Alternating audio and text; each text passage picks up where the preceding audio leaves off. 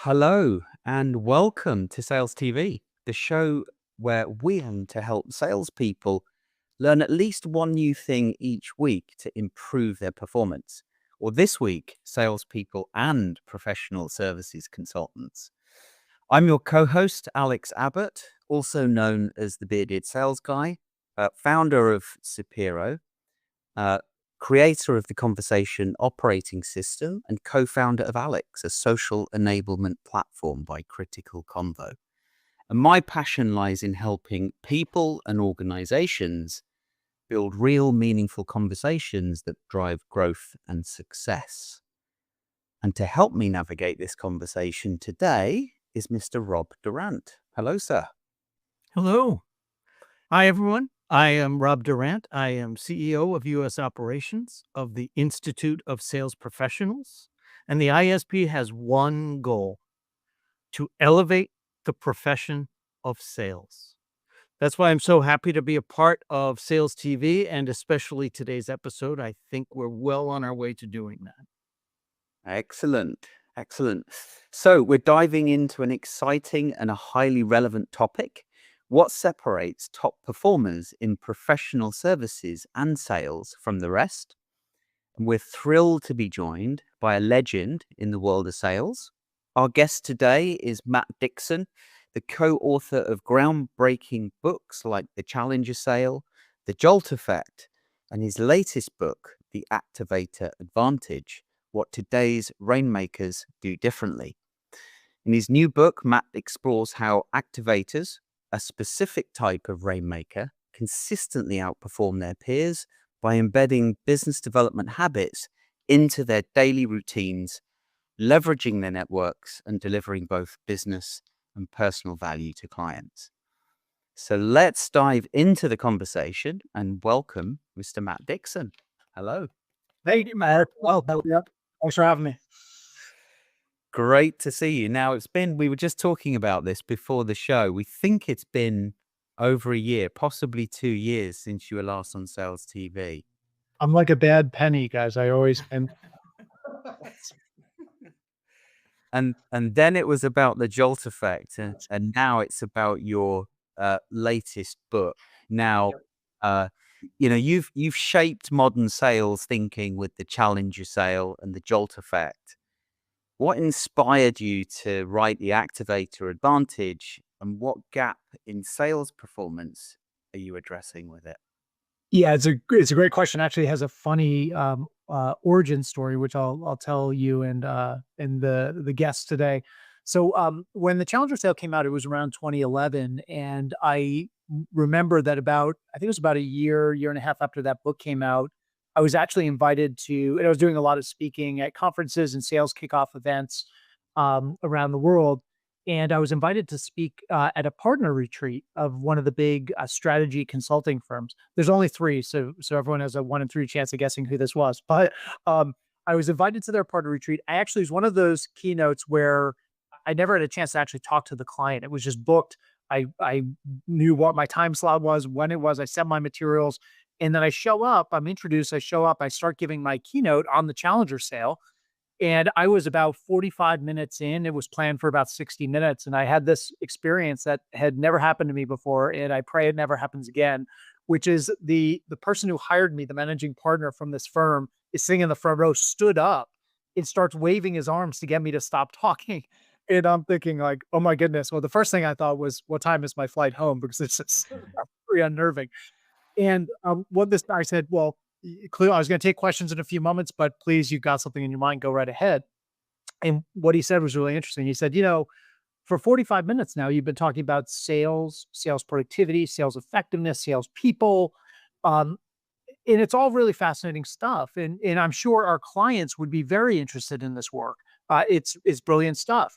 But what you've got to understand, and then he gestures to the 400 partners sitting in this ballroom, is none of us are salespeople. In fact, there's not a single salesperson in this room, and our firm doesn't actually sell anything to our clients. And I did a I hit a beat. There's a beat in my heart for a moment. I'm thinking, can I move my flight earlier? Because that's very brand of me. And I wish you had seen the title of the presentation before you invited me to present. But the only thing I could think to say, and I am stealing here from Professor Neil Rackham because the same thing happened to him many, many years ago when he was presenting the spin selling work. And he told me this story years ago, and his witty rebuttal came right out of my mouth in the moment. I said, let's just stipulate to the fact that there's a mysterious process by which the client's money ends up in your firm's bank account. And shall we do call sales for the next 15 minutes? And everyone started laughing, thankfully. But it was at that moment that I realized, well, the first thing I did was I turned down every invitation to speak to a partner retreat again for the next 10 years.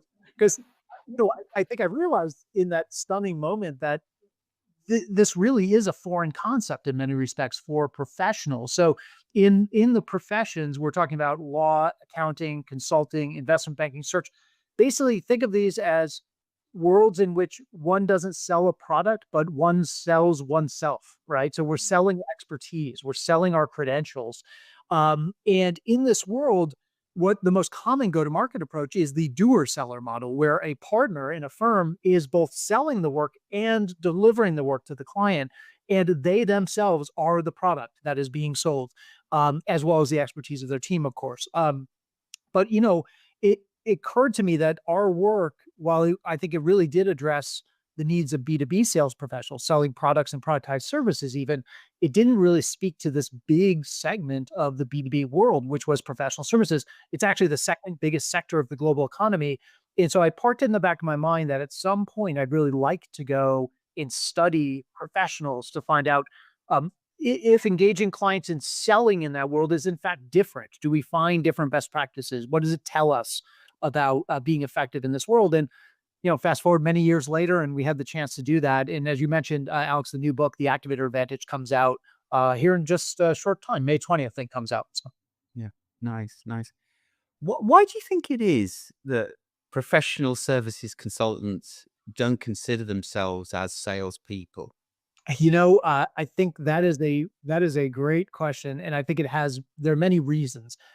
I think on the one hand, I think that perhaps the skeptical answer or the glass half empty answer might be that they perceive sales or they look down on sales, right? That sales has a bit of a pejorative connotation, it has a reputation problem in the market.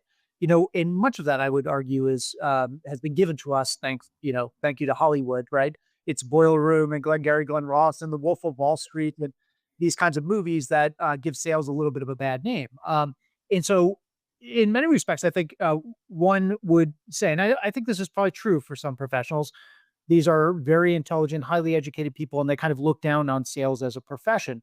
But I think the thing that is more often the case is that they actually see what they're doing as is quite different from sales. I think in their mind, sales in a traditional B2B context is a linear process by which I get a lead from marketing. I work that lead, I close that opportunity, and then I hand it off to the implementation team, the customer success team, customer support, and there you go, right? And then I'm on to the next opportunity. But in their world, it's much more of a circular dynamic where I am actually generating the lead or the opportunity. I am closing it, and then I'm actually delivering it, and I've got to deal with all the customer support issues along the way, and I've got to make sure the client's happy, and I've got to set them up for a renewal, an upsell, a cross-sell. And so they are owning all parts of the go-to-market motion, not just, closing the deal. And I guess the last thing I would say, when we do training around this activator model, which we'll talk about, you do hear from professionals, they have this mindset that sales, you do sales when you're trying to convince somebody to do something they otherwise would not do. And so again, I think bleeds into this kind of pejorative connotation. I think for partners and professionals, getting them to understand that no, in fact, you got into this profession, whether it's engineering or it's PR or it's law, you got into this profession to help people. And sales is just a different way that we help our clients, right? It's help by another name, if you will. But there's this real kind of mindset that you've got to break down first before you can kind of build up and teach them the behaviors to be effective commercially. Yeah. Matt, it's interesting that you share that. I just this past weekend was teaching an MBA class on social enablement. And in the class, we had a number of people that were in accounting and finance and law. And their question to me was exactly the same. I don't sell. I said, well, let me point you to Dan Pink's book, To Sell is Human. Oh, yeah. And if we replace the term sell with to influence others to come to a decision, Yeah. then in fact you do sell. And in that light, you're right. It takes away all of that pejorative. Yeah. Again, back to the ISP trying to elevate the profession of sales. Yeah, and you're absolutely spot on, Rob. I think so. In our training, it's funny, we buy everyone a copy of that book because we're, it starts here, right? And you've got to put aside your kind of mental model, if you will, and think differently about the kind of relationship we're building with our clients. And really, when you look at what the very best salespeople do, it doesn't actually feel like sales, does it? It feels like influence, it feels like help at the end of the day. That's really what we're trying to do with our clients. Mhm. Now, the book is based on a pretty extensive study that Yep. you've done. I think there were, what, 3,000 professionals across various industries. Yep. Can you perhaps share some insights that surprised you in the research that you did? Yeah, I think there's two things I would point to. The first is, we ran a very similar analysis to what we did with the Challenger work. So for those viewers who remember that book, we found there were 5 types of salespeople. Here we actually, as luck would have it, and by the way, we've tried to run this approach many times and failed, or rerun it with other populations. This is the only other time it worked. We take a population that is strictly professionals or doer sellers in the professional services industry. What we find is there are 5 types of partners or 5 types of professionals. So just very quickly walk through them. The first one is the expert. So the expert is who they sound like. They've got really deep subject matter expertise. Their mindset is that the client, because of the depth of their expertise and how well known they are in the market, the client will find them. And so, in the words of one CEO we spoke to during this research, he determined very quickly all of his partners were experts, or most of them were. And he said their go-to-market approach is to quote unquote aggressively wait for the phone to ring. As you could imagine, he wasn't a huge fan of that approach, but it's actually quite typical of experts. They are very reluctant. They don't like sales. They, of all of these profiles, those are probably the ones who have the most deep-seated pejorative connotation of selling and what it means. They believe that clients should find them if they need their help, and they will find them as long as they speak at industry conferences, if they serve on panels, if they publish thought leadership, if they're ranked highly, like in the Chambers ranking in law, for instance. My clients will find me. But what it means in practical terms is, by the time the client finds the expert, they're probably talking to a few other experts from other firms, and then these folks get driven into a lot of RFPs and a lot of competitive pursuits. The second one is the confidant. The confidant I would describe as kind of an old school trusted advisor. The trusted advisor model is really held up as kind of the gold standard in the industry and has been for many decades. The way these folks do it, I think the authors of the book, Charlie Green, David Macer, would probably not say that that's what they meant. I think they take it to a bit of an extreme. But when you look at what they do, the way they execute this approach is they try to build a very small portfolio of very deep client relationships. So it's basically like I'm trying to build a personal set of ATM machines and then just stand by those ATM machines and collect money. So they try to build a moat around the small handful of key clients by delivering great client service. They really bend over backwards for their clients. They deliver great work product, and they try to build not just deep business relationships, but actually personal relationships with their clients. So many of these partners, when we interviewed them, will speak wistfully about the fact that they go on holiday with their clients in their client's family, or that this was a friend from law school or business school, and now that person has become my client as well. So they really do pride themselves on that kind of depth of relationship. Their mindset when it comes to business development is, if I've got this kind of relationship, the client should automatically come back to me the next time they need help. It would be a violation of the kind of relationship we have for them to force me to compete for the work. Like that's just not that's not the kind of relationship we have. So they kind of expect the client to keep coming back. Now, the dark side, I would say, of the confidant is because they built was personal ATM machines. They are very reluctant to share them internally. So they've got very sharp elbows inside the firm. They don't put any notes in the CRM system. They get mad when the unsuspecting associate phones into their client to ask for a meeting. They go, up in arms because they live in fear of what might happen if a colleague comes in and basically screws it up for them because they don't have very many of these relationships, and it's what, pays their bonus every year. The third one is the activator. So the activator is a super connector. So they're very, very active on LinkedIn, big users of tools like Sales Navigator or Exec Atlas from Equilar to manage their networks digitally. But they also make very purposeful use of live events. So conferences, firm sponsored events. These are the people, we know these people. They're the ones who go to the event with a game plan. So they know who's coming. They've set up the coffees and the lunches and the breakfasts and the dinners. And they've got kind of a hit list of all the people they want to talk to. And what's interesting, because people have asked us, why don't you just call them connectors? Because that's kind of what they're doing. But we think it undersells the active ingredient of Activator, no pun intended. But what they do is they take these LinkedIn connections, they take these stack of business cards they collect at the event, and they turn them into paying client relationships by proactively bringing new ideas to the client, which might sound familiar because it's something that we also found in the Challenger work. They are very focused on what is the thing that I know that my client needs to know. And I'm going to proactively reach out to them with those opportunities, those ideas to make money, save money, mitigate risk, grab market share, whatever the outcome is that I drive as a professional. I'm not going to charge my client for that insight, but I'm going to use it as a way to pay it forward. So that when the client sees that this is a need, an opportunity, I've shaped their understanding of it and I've established preference for me as the service provider. The other thing I'd say about the activator is, unlike the comp firm who box their colleagues out, the activator looks to bring their colleagues in. And they do it for lots of reasons, but I think the most, if you will, the economic reason they do it is that they know that the market is much more competitive today. In fact, you may remember this, Alex, in the article, we talk about the fact that client loyalty in professional services is kind of on a secular decline. Clients are much less likely to just automatically come back to the incumbent firm again and again for follow-on work. And activators know that, look, it's all well and good if the client sees value in the service I provide, but if I can get my colleagues plugged into this client organization and we're supporting them across many different priorities, areas, regions, offices, et cetera, that's a much stickier and resilient relationship in a world of fraying client loyalty. And then the last two are the debater. And this one I'll tell listeners, I think was personally surprising. Back to your question, Alex. The debater is the sharp-elbowed, opinionated know-it-all. They like coming in and telling the customer or the client, you're doing it wrong.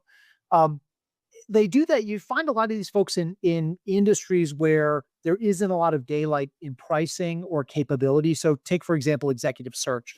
I spoke to one debater from an executive search firm who told me he does CFO placement for Fortune 500 companies. It says, my goal is when I'm called in, because I know all the other 4 big search firms are being called in as well, is to come in and tell the client they're thinking about it all wrong, like to blow up their conception of what they need. And I asked, so how does that work out for you? And he said, well, I get kicked out about 90% of the time, but 10% of the time I win. And when I win, the client tells me I help them think outside the box. Now, what's interesting about this is, as I think listeners know, that debater is very similar to the challenger in many respects. And what it told us, I'm tipping my middle a bit to the results, debaters don't do very well in professional services. They've been largely weeded out of this world of professional services. But what it told me is that it's okay to really push your client and to challenge them and be a debater when you're selling a product. But when you are the product, it's a little bit of a different ball game. And I think it becomes a tough posture to adopt with the client. But clients are very clear. I want my partners to push my thinking. But if every time I sit down with them, they're telling me I'm doing it wrong, or I'm going about this the wrong way, I just don't have time or patience for that. It's a relationship that I'm buying ultimately, and I need to like the person I'm working with. And then the last one is the realist. The realist is kind of the truthful, transparent partner, which sounds great, but it comes across the clients as a little bit glass half empty. So they're all about telling the client that things are going to cost more than they expect. They're going to take longer than they expect, and the outcomes are going to be less than they expect. So, and the reason they do this, you find a lot of these folks in management consulting actually, but the reason they do this is that they know that every client has been burned in the past by a consultant who's overpromised and underdelivered. And so they try to do the exact opposite. And again, they don't do particularly well either. So tipping my mitt to the results here. But what I think what clients tell us is, look, I appreciate the transparency, But I also want my partners that I work with and I hire to paint the art of the possible. What could we accomplish together, not just what can't be done through this work? So those are the 5 types. We always caution partners that these are not mutually exclusive. Every partner has some combination of these 5. And also, it's not about personality, even though I think at some level it sounds like it. But we focused on the things that partners, how they spend their time, the things that they do out in the field, their behaviors, techniques, tactics with clients, and also how they use or don't use, as it were, firm resources, whether it's technology resources, marketing and BD support, etc. Yeah. So given that, that's great. Thank you, Matt. Given the traditional client loyalty is fading, is the conclusion that the professional services firms need to empower or enable more of an activator approach across? Yeah. So when we looked at the data and we overlaid these 5 profiles with performance, we found 2 interesting things. The first is if you look at this retrospectively, so in other words, if you look at historically how these different partners have performed, what you find is that there are basically 5 ways to be a top performer, but they're not all created equal. So where you've got the greatest probability of being a high performer is the activator approach. So in layperson's terms, if you took all the firm's partners and you identified them in terms of profile, and you put all the activators' names in a hat, and you picked one out at random, you'd be much more likely to pick out the name of a top rainmaker or an above average performer than finding a below average activator. That calculus kind of flips, especially with confidants, experts, and debaters. Those 3 profiles are actually more likely to be a low performer than a high performer picking one of those 3 approaches. But I think the point remains, and you hear partners say this, that they can identify top rainmakers who fall into all 5. And we say, look, the data backs that up. Again, you can be a top performer. Your likelihood of being one, though, is not equal. A different analysis we did was a regression. Regression is a predictive analysis, of course. So we looked at what would happen if you took the average performing partner and they improved their performance on each of the skills and behaviors, time spent characteristics associated with each of the 5. And what you find is that 4 of those are negatively correlated with performance, and only 1, the activator approach, has a positive statistical correlation with performance. Not to put too fine a point on it, but if you go from not very good to very good on activator, you can increase your personal revenue generation by up to 32%, which is a big number, of course. But more to the point, so I think the question is, how does activators win? That the data shows that very clearly. I think there's probably a double click here, which is why do they win? And does it have to do with this new world of client buying behavior we find ourselves in? And I think you're spot on there, is that it does. So activators, we find, do 3 things. The first thing they do is they've got a commitment to business development. So again, these are people for whom sales is not their full-time job. And if partners don't want to sell, all the other remaining work, client delivery, firm initiatives, will expand to fit the time, right? So, but activators have a cadence and a routine around business development, which makes them actually look in many respects like a B2B salesperson. They are building pipeline. They are following up on opportunities. They are constantly working that commercial side of their portfolio, if you will, in addition to delivering client work. The second thing is that activators connect broadly and deeply. They build these really robust networks.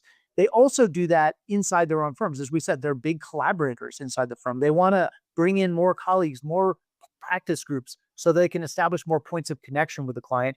And then lastly, they're proactive. They don't wait for the phone to ring. They bring the idea to the client. So just if you think about this world of fraying client loyalty, committing to business development makes a lot of sense, because it's a very dangerous game to bank on that small handful of clients like a confidant and expect them to keep coming back to you.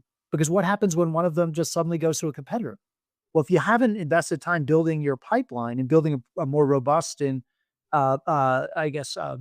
deeper book of business, then you're kind of exposed. If you think about collaborating, as we talked about before, activators are really trying to establish more points of connection so that it becomes harder for the client to pull up the tent stakes and go with a competitor.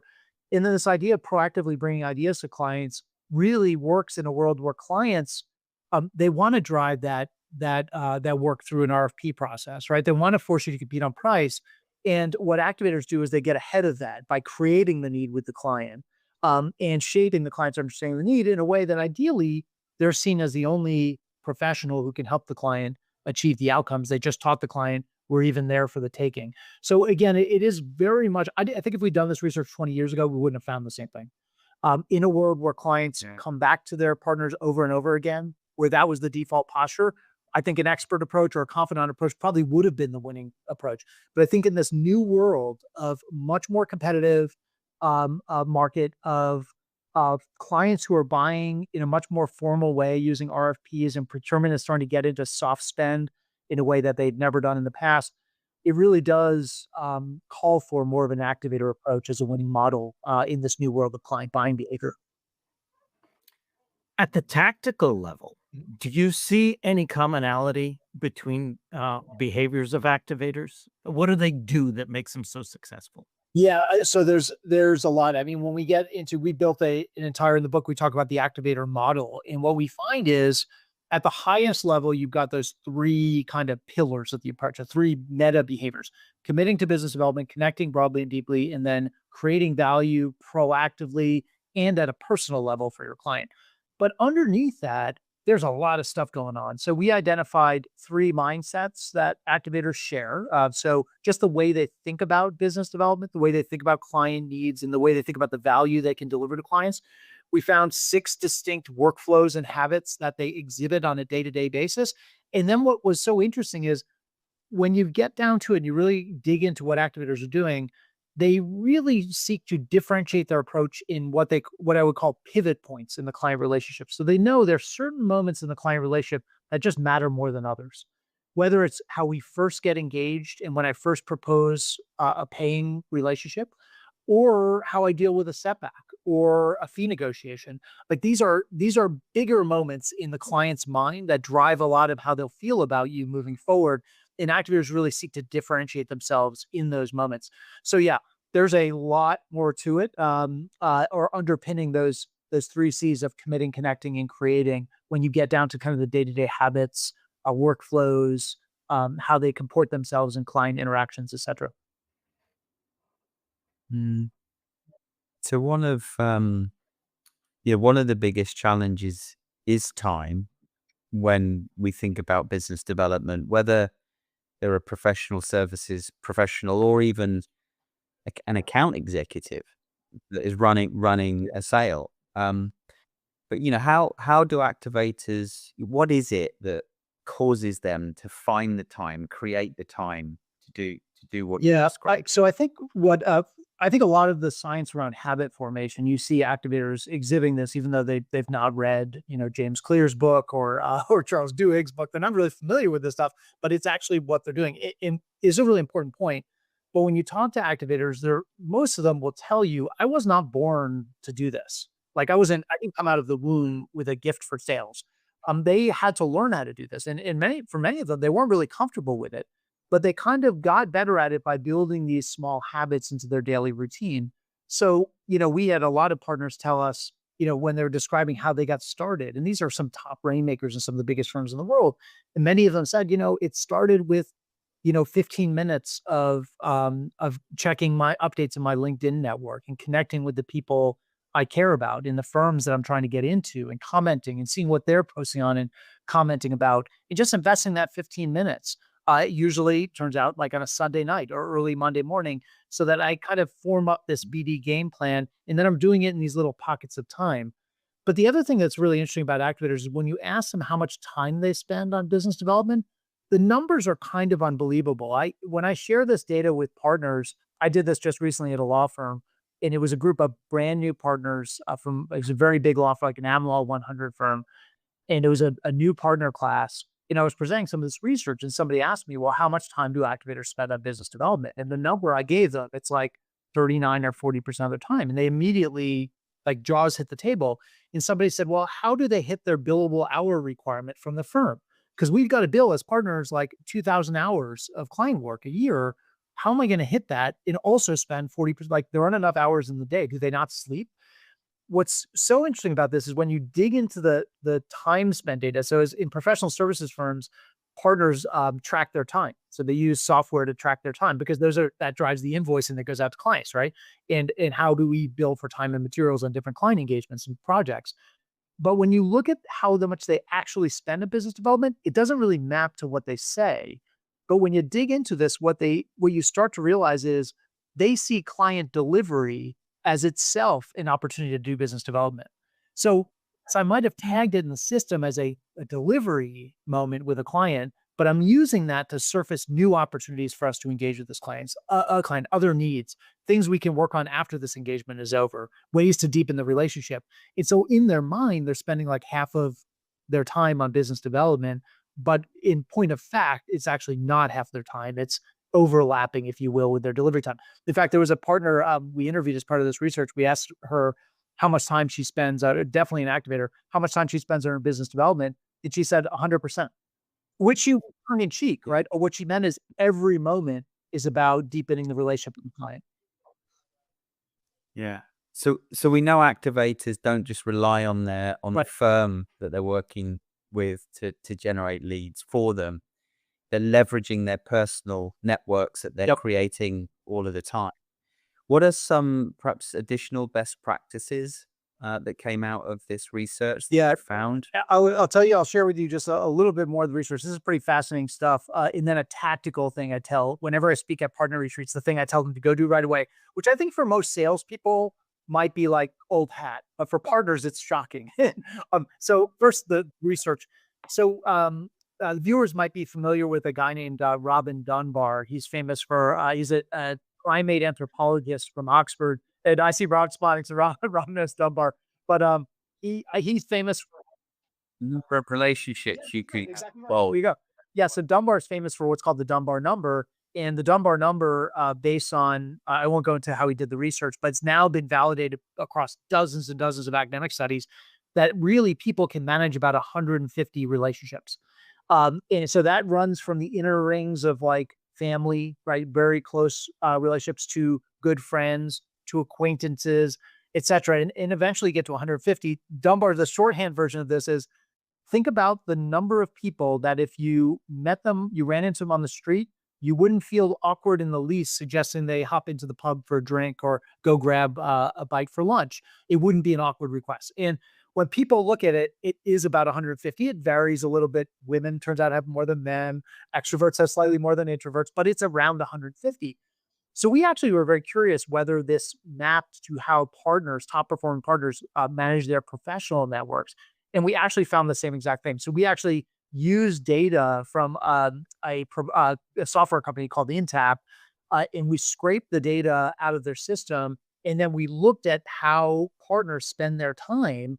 And it turns out that they manage about 150 relationships. Now, in the very, very close inner circles, they've got those clients who they're texting on like a Saturday, right? And then it gets farther out. And you get to the farthest ring, it's those acquaintances who I've kind of worked with on some client projects.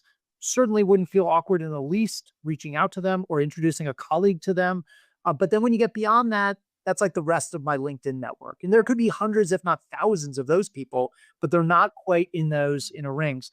What you find from activators is that they kind of, again, they're not familiar generally with the Dunbar number. They don't know that they're doing this, but they also know their time and their attention is limited. And so what you find is that they're kind of ruthless when it comes to moving people up and down in their network.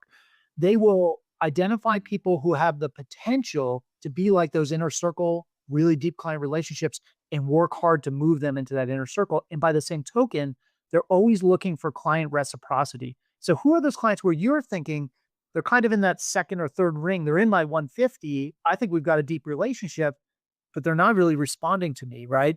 And I might be kind of stuck in the friend zone, right? I can't get them into a deeper commercial relationship. Well, that might be a client you want to deprioritize and make room for somebody else. The piece of advice I give partners all the time, and again, the average salesperson is going to be like, of course. But think about this. These are people for whom sales is they kind of got an allergy to sales, right? They're not comfortable with it. And they're always afraid of crossing the line with their client. So what I always tell partners is, here's one way you can more actively manage your network. Look in your calendar And I want you to send a personal LinkedIn invitation to every single client that you've got an upcoming meeting with, whether it's a pitch meeting, it's a delivery meeting, it's a call about an invoice the client wants to dispute, whatever it is. I want you to send an invoice to that client with a personal note. And clients are like, well, hold on a second. Or sorry, partners are like, hold on a second. My client doesn't want that kind of relationship with us. And we always say, no, they absolutely do. In fact, they expect it. And here's really why you should do it is once you're connected with them, then as you guys know very well, you're training the algorithm to now surface and feed you things that that client likes, that they comment on, that they post, and you're in the flow of information. And look, I want to open the debate about whether LinkedIn is becoming like Facebook, but people post personal stuff on there too. So now we have this really deep understanding of our clients, not just about work, but about issues that they're passionate about, challenges, causes they might be passionate about, et cetera, things they're dealing with outside of work, perhaps. And here's the real reason to do it is that if you don't do it and your competitor does do it, then they're in the flow of this information and you're not. And every single partner out there can retell a story where they lost a piece of work to a client that they didn't even know was up for grabs because they were waiting for the client to come to them. And meanwhile, some other enterprising partner at a competitor firm connected with them on LinkedIn, offered something of value, created a conversation, and the client went with them. And when those partners reach out to their clients and say, hey, hang on a second, we do this work too, the clients are completely surprised. So we had no idea. I didn't do this to offend you or that you've done anything wrong. I just didn't even think of you guys, right? And it happens all the time. Yeah. It's funny that those two words, social selling, have such negative connotations in the world of professional services. From my own experience, speaking to senior executives who are running professional services businesses, seeing things like, oh no, our ticket price is very high. We're at enterprise sales. We can't do social selling is not for us. And so yes, we need to change the language for them, but it absolutely is for them. Yeah, it is. It's the language, you're right, probably needs to be changed, but we spend a lot of time talking to partners about using technology. So again, we spend a lot of time talking about how to make strategic use of live events as well. But we spend a lot of times talking about using technology to manage a network that can get unwieldy and it can be hard to stay on top of it. And if you will, again, take away that sort of pejorative connotation, but it's more about using technology as an ally to really stay plugged in and close and tight with these clients to understand when they're changing jobs, right? To understand when certain events have happened. Their company acquired a company. And as we all know, we tell salespeople this all the time, when somebody takes a new job, when something big and transformative has happened, those clients will spend most of their budget within like 100 days, right? So they line up their service providers, their vendors, and they go. And so these are tremendous opportunities to plug in and engage with the client. One thing I'll offer, and this is another piece of advice I give folks is, and it helps them, I think, with this idea of like, I don't want to be seen as a social salesperson. Because when clients take new jobs, think about like the lawyers, whenever somebody moves from, general counsel of one company to general counsel of another, all of the law firms reach out and they all want to check in.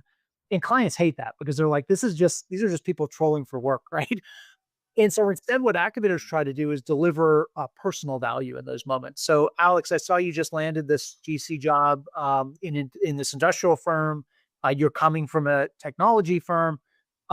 This is an area where we've got a lot of depth, and I'd love to make some introductions as you build out your network in this space. Maybe just folks for you to get to know, bounce some ideas off of them in terms of how they manage legal risk and compliance in industrial as opposed to other sectors. I know it can be hard switching industries, and so I'd love to offer that to you. Or, even very simply, hey, Alex or Rob, I saw you just moved to Boston. Of course, Rob didn't. He's been in Boston for a while. But Rob, I saw you just moved from Boston from London, and I know what it can be like moving to a new city. We've got a big office there, and if for no other reason than to compare notes on things to do on the weekends and things to do with kids and great restaurants in town, let me make a couple introductions for you. And it's just that thinking of your client like a person, which often it creates the stickiest relationship, even beyond the business value that you can deliver as a partner. Matt, I smiled when you talked about the Dunbar number because in my own book, I coined the term Dunbar network. Mm, And that's being more intentional about that outer ring. yeah, Yes, we have 150, but at any given time in our lives, different people come and different people that's go. right. Yeah, And it's about being intentional about that. yeah. So, along those same lines, and to put a finer point on what we're talking about, how does the activator model apply to sales professionals outside of professional services? Yeah, it's such a great question. I had somebody who said to me, a good friend, CRO, who's you just a phenomenally talented B2B salesperson, and sales leader. And he was one of the folks who saw this work first. And he said to me, again, leading a B2B sales team, not a professional services team, but he said to me, I think this is just what great salespeople do. And I think it's going to increasingly be the norm for sellers, irrespective of whether they're in professional services or not. And I asked him what he meant. And he said, I think we live in a world where, the old adage we all know in sales, people sell to people, right? But I think increasingly, people are seeking to give preference or buy from people, not just that they recognize as people, but people they trust and people they've got relationships with, right? Think about when your companies are going to hire a vendor, how much more likely you are to seek out the help from a vendor that somebody in your network recommended, right? Or you've got a personal relationship with. Um, and I think that might just be a function of the world we live in today. Misinformation, lack of trust in institutions, and in companies. And truthfully, like, let's be honest, I think people have been oversold for a very long time with promises, where maybe vendors confuse the current tense and the future tense in describing what their platforms can do. Um, and there's been a great reckoning, especially when we look at like SaaS technologies over the last couple of years, where people bought things on a promise and these things never got used and the value was never extracted from the investment. And so I think increasingly we're seeing that great salespeople are doing this activator thing, even if they're not in professional services. Now, of course, there are some things that make professional services different. The biggest of which is that these are not people who chose to be salespeople. These are people who were given a bag once they made partner and told that they're now a salesperson, right? And so it's a very different mindset. And it also, out to Alex's point before, finding the time is just harder. Sales is your full-time job. And we always talk about this in B2B sales, don't we? How do we free up salesperson time so they can spend more time with customers, so they can be more in the market? So we get them not doing the admin stuff and the company initiative stuff. We want them out in the field. That's even more true for partners because they've got to deliver the work that they sell to the client. So time is really, really hard to come by for the average partner. But other than that, I think if you looked at this model and you compared it, for instance, with what the best strategic account managers do or the global account advisors, there's probably not a lot of difference between what those guys are doing, the conversations they're having, versus a top performing McKinsey partner or Deloitte partner or a law firm partner. And again, it's that ability to understand client value, to be seen as a source of value to your clients, always be investing and be proactive with your clients. And I'll share with you guys one last thought, which is the most um, predictive single variable in the model, and this was really fascinating, was when the partner's response to the following statement: my clients think of me even when we're not engaged in paid work. So, in other words, I have the kind of relationship with a client where they will text me on a Saturday or Sunday or whenever and ask for my point of view and ask for my opinion because we've got that kind of depth of value exchange between us. They're not expecting an invoice for that. They just see me as a source of value. Those when partners say yes, I have that kind of relationship with my clients, though that's highly correlated with revenue generation and being a top rainmaker in their firm. It's when partners adopt the mindset that I won't have a conversation with the client unless I'm billing for it, that they end up on the lower end of the performance scale. As one partner told us, my billable work pays my bonus this year. It's my unpaid work and the free advice I offer that pays my bonus next year. One in my book. Mm, nice, nice. Matt, now where can our audience find out more about the Activator Advantage, and where can we Sure. find Yeah. out? Okay. So check us out at our company's website, dcminsights.com. We've got a whole page on there actually dedicated to the book. It's got some early content. It's got some upcoming information about the release. We'll be updating this as we get closer to the launch date, where we'll be presenting the content, how to place bulk orders, where it's for sale, for pre-order now. But it's all the usual spots. I would say the local bookstore, but I don't think the local bookstore is like Amazon these days, right? Barnes and Noble and all the places that great books are sold. So, Yeah. Brilliant. Matt, this has been excellent. Thank you yeah. so much for Yes, thank spending you so time much. with us again. Yeah, and for doing so much for the sales industry. Keep on doing the great work. Thank you, guys. So we look forward to joining you again soon, and I appreciate the invite. Excellent. Yeah. Until next time, have a great week all. Bye. Bye-bye.